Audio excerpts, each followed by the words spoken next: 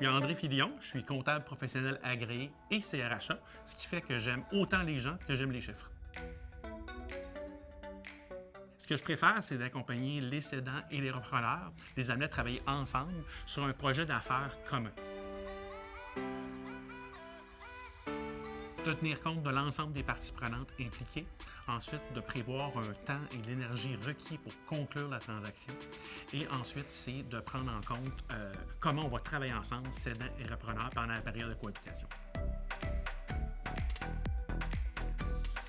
Essentiellement en profitant des nouveaux talents qui s'intègrent à l'entreprise pour faire évoluer l'organisation en matière de numérique notamment, en matière de facteurs ESG, mais aussi pour prendre un recul et faire de l'amélioration continue. Il y en a deux essentiellement. Il y a la reprise collective, donc sous forme de coopérative, qui a beaucoup d'avantages au niveau des facilités de financement et de l'écosystème de soutien à la reprise sous forme de coopérative.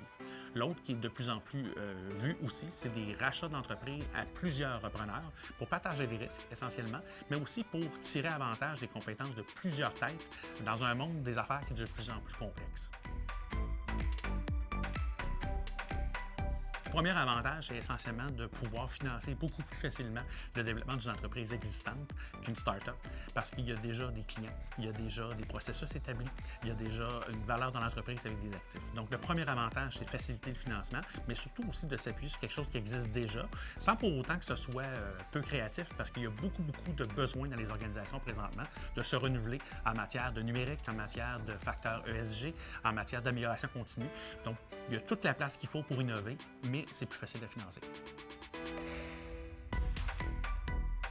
Étant donné la complexité d'un processus de transfert, il est essentiel de bien s'entourer. De s'entourer de spécialistes, bien sûr, comme par exemple un CPA évaluateur d'entreprise pour établir la valeur de l'entreprise. De s'entourer d'un CPA auditeur pour mener une vérification diligente. D'un CPA fiscaliste pour évaluer les impacts fiscaux. Sans oublier nos collègues du domaine du droit, les notaires, les avocats. Mais c'est aussi important de s'entourer d'une personne neutre et qui va être aussi un peu plus généraliste pour orchestrer le travail de tous ces professionnels-là, qui vont requérir beaucoup de temps et d'énergie dans une même période. Ça permet au cédant de demeurer focalisé sur l'opération de son entreprise qu'il demeure performante et ça permet au repreneur, lui, de préparer son entrée au sein de l'organisation pour éventuellement bâtir des relations avec les diverses parties prenantes puis gérer le changement. La part des balances de vente dans un montage financier va tendre à grandir. Ensuite, il va y avoir de plus en plus de reprises d'entreprises qui vont être faites à plusieurs.